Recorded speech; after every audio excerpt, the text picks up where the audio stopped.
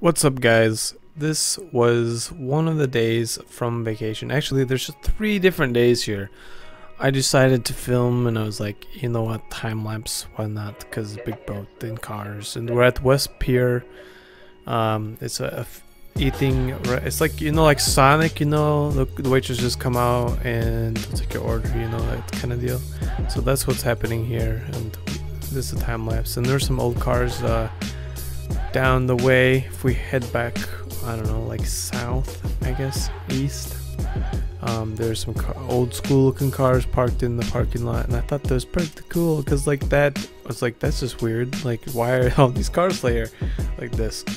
But if you guys didn't know, I went to Sault Ste. Marie, and Sault Ste. Marie is the oldest city in Michigan, among the oldest cities in the United States.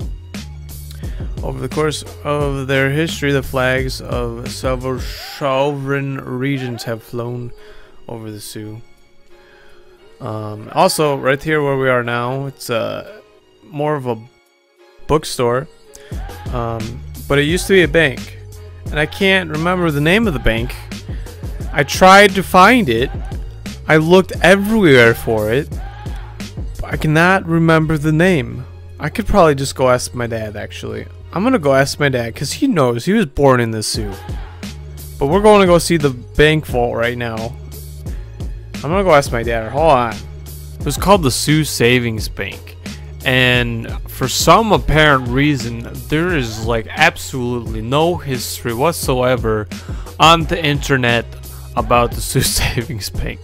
But there, I have a book somewhere, but I have no idea where it is that has like more history. But right now, we're looking back behind the door that was unlocked. So I was like, what's back there? Because it's an old building, you know, I wanted to know what was behind there.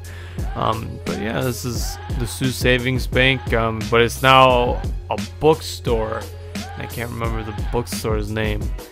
But it's so weird to see that there's Christmas arrangements in here and that there used to be money and different things in here. So if you guys didn't know, this vault door is made by the Detroit Safe Company, and the Detroit Safe Company was an enormous factory, and it was established in 1865, if you guys wanted to know that. Also, during 1883, they used about 100 tons of steel and iron per month. That's actually insane to think about. 100 tons of steel and iron. What? I wouldn't doubt it. That door is heavy though. Like really, like it's pretty heavy. If that wasn't on the hinges, oh my word, there's no way. No one could pick that up. You need like at least a couple guys, actually more, probably more, maybe like 5 guys to pick that door up. Ooh, very heavy. Very heavy. But it has a 2-door system, so that's pretty cool. No, the bank. What bank? Sioux Savings Bank. Sioux Savings Bank. As you heard there, it was Sioux Savings Bank. And the Superior Cafe, which we did not go into. This here's the John Johnston House. An Irish-born British fur trader, John Johnston, and his wife, Susan. I'm going to call her Susan. That's what John called her. I'm not going to say her Indian name because I'm going to butcher it. But here it is on the screen.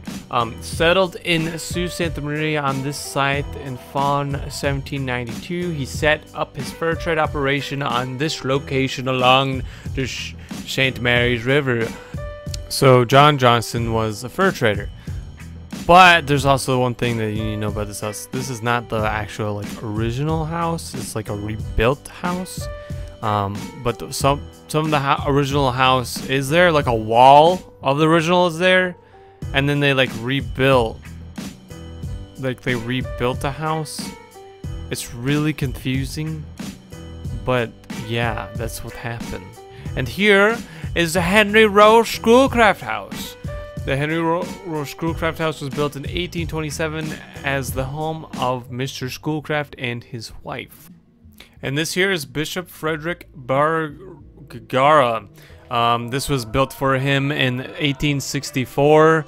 It was built for him because he did missionary work amongst the Native Americans and located in the Upper Peninsula around Ontario and Canada. He moved all over the place, so he didn't stay in that house for that long.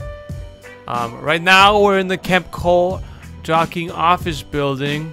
The Kemp Coal Office Jockeying Office was built in 1904 by Sioux businessman George Kemp. He operated both a thriving shipping company on the St. Mary's River and a successful coal business. On our way to look for a sidewalk in the woods. Alright, quick backstory here. So there was a sidewalk roughly probably in the woods somewhere around here.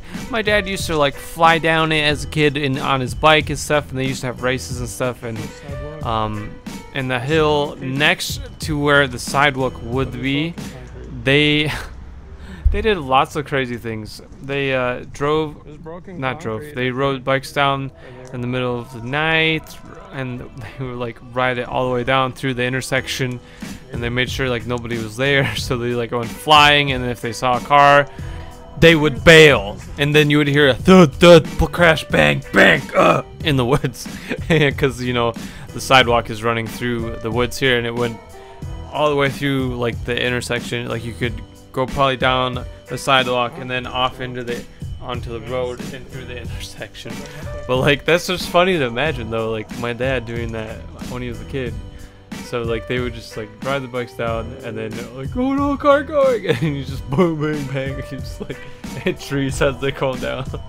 Like you just see them flipping, and then oh man, that'd be pretty funny. But yeah, we're trying to find the sidewalk because it was there, and like, and it probably looks so stupid because like, if people like saw us get out of the car, and then me and my dad are just like in the woods just looking for the stupid sidewalk, like just to see where it was, because like it was like next to this road that we're next to. It's just so funny to think about. Just like, dude, people must think we're crazy, and I'm just like, and I'm going along with this because I'm like, yeah, let's see if we can find this thing. Like, just kind of like, it shouldn't be in there that far. I mean, I did see some concrete, like, that was broken up and stuff. So they must have at least broken this sidewalk up, is my guess. But yeah, I looked for a while, like a good like 5 or 10 minutes looking for this thing, but I didn't see it. So I guess we just head back to the car now.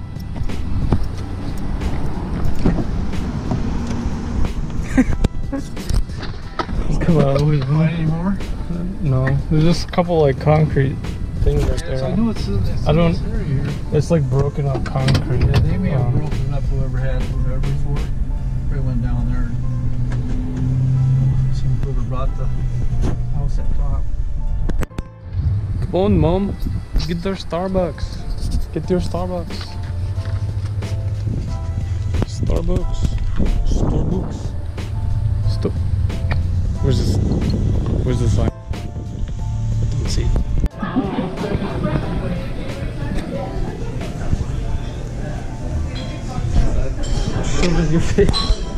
Woohoo, black screen. Alright, we're headed to a lighthouse, everyone.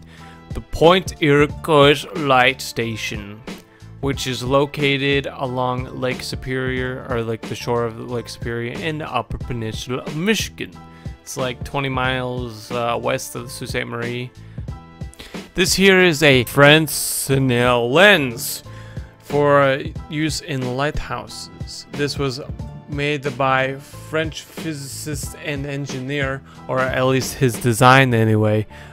His design allowed for like a construction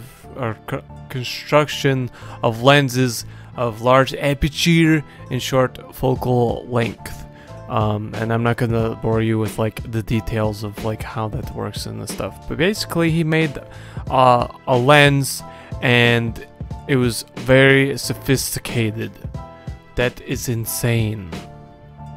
To imagine to make a lighthouse lens, those things must be a pain in the butt to make. Like one wrong move and you're screwed. You break everything and then you have to start over. Oh man, that would be so frustrating. We are about to make our way up to the lighthouse. Apparently there's 72 steps in the lighthouse, and I do not believe that because I counted more, and I don't remember how many I counted. I think it was around 80 something. I counted them. I was like 1, 2, 3, 4 in my head as I walk up all the way. It was a very fun time. Me and my dad walk up all the way to the top. It was very great. I for you. Just check for you. Let's take a break.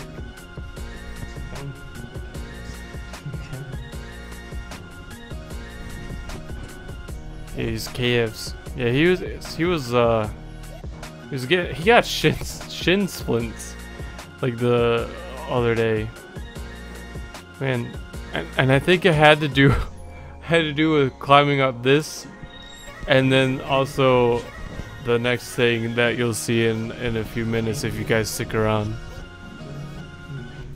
Yeah, they need to really paint inside. They need to really redo the paint inside it and patch all that stuff. There's paint peeling everywhere and it's chipping. Oh, by the way, this is free. You guys can walk up here. If you're ever like in the Sioux, you know, just look up Iroquois Point, the lighthouse, and yeah, you guys can like go check it out. It's pretty cool. Nice view.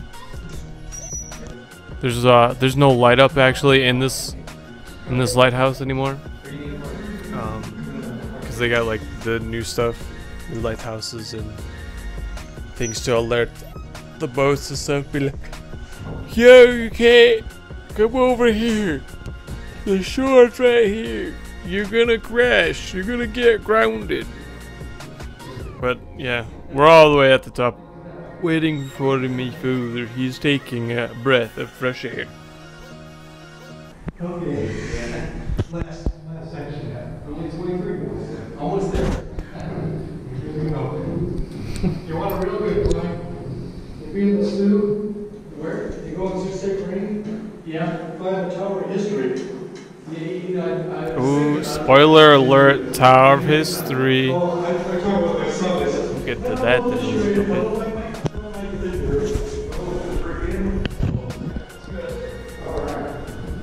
There's the father. He's coming up the stairs.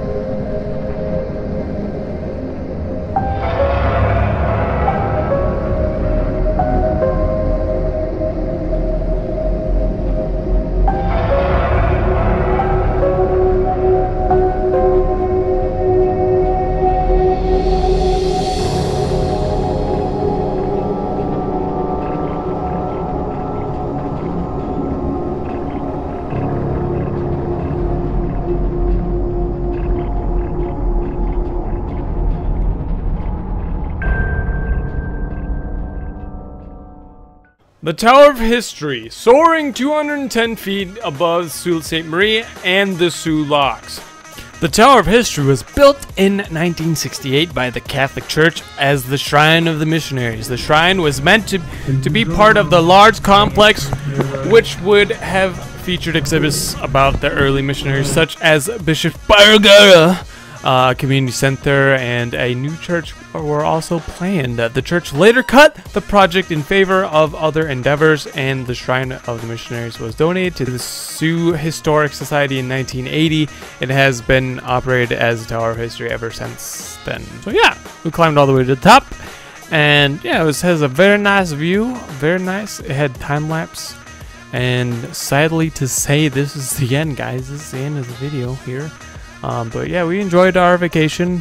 This is all I filmed. I didn't feel like filming a whole lot. I just wanted to get, you know, something filmed, and a lot of things. I filmed more on the US Edson than I did on, like, when we were actually in the Sioux, because I wanted to just kind of chill out for the most part, you know. But anyway, guys, that's it. That's it. I hope you guys learned a little bit about Sault Ste. Marie from what I could give you. I mean, from what I learned. But anyway, guys, that's it for the video. Thanks so much for watching. We'll see you guys later. Peace out, guys. Bye.